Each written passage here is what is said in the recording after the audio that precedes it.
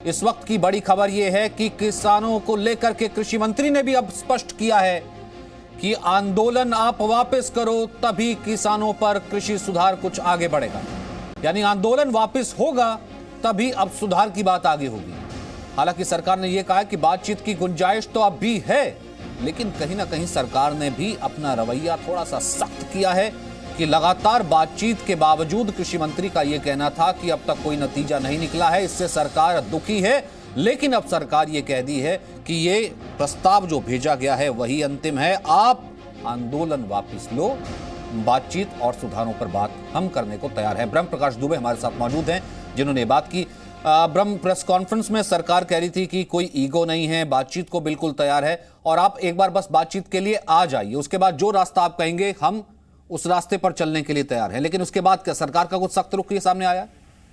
बिल्कुल सचिन, देखिए सरकार ने स्पष्ट तौर पर सारे मुद्दों पर अपनी बात रखी है और कहा है कि किसानों की तरफ से 6 बार की मीटिंग हुई, बार बार उनसे प्रपोजल मांगा गया कि आप क्या क्या चाहते हैं वो हमें दे दें, लेकिन किसानों की तरफ से कोई मांगे नहीं आई। लिहाजा सरकार ने जिन मुद्दों पर वो बातचीत कर रहे थे बार बार, उन पर एक प्रपोजल बना के किसान नेताओं को भेजा और सरकार को उम्मीद थी कि वो उस पर मान जाएंगे, लेकिन उसको खारिज कर दिया। लिहाजा अब कृषि मंत्री ने सीधा संदेश दिया है कि अब गेंद किसानों के पाले में है, वो जब चाहे सरकार बातचीत करने के लिए तैयार है। लेकिन जो प्रपोजल सरकार ने अपनी तरफ से किसानों को भेजा है, जो बार बार जिन मुद्दों पर बातचीत हो रही थी उन पर किसान यदि सुधार चाहते हैं तो उसके लिए आंदोलन वापस लेना होगा, तभी सरकार उन सुधारों पर आगे बढ़ेगी। क्योंकि सरकार की तरफ से जो तीनों कानून बनाए गए हैं वो पूरी चर्चा के बाद बनाए गए हैं, सारे तथ्यों को देखते हुए बनाए गए हैं, तो सरकार को लगता है कि उसमें ज्यादा यानी कि अब सरकार ने यह स्पष्ट कर दिया कि कल जो लिखित में प्रस्ताव दिया गया था वो अब चेंज नहीं होगा, वही अंतिम रूप है। बातचीत यहां तक पहुंचनी थी, यहां तक पहुंच चुकी, आगे दरवाजे खुले हैं।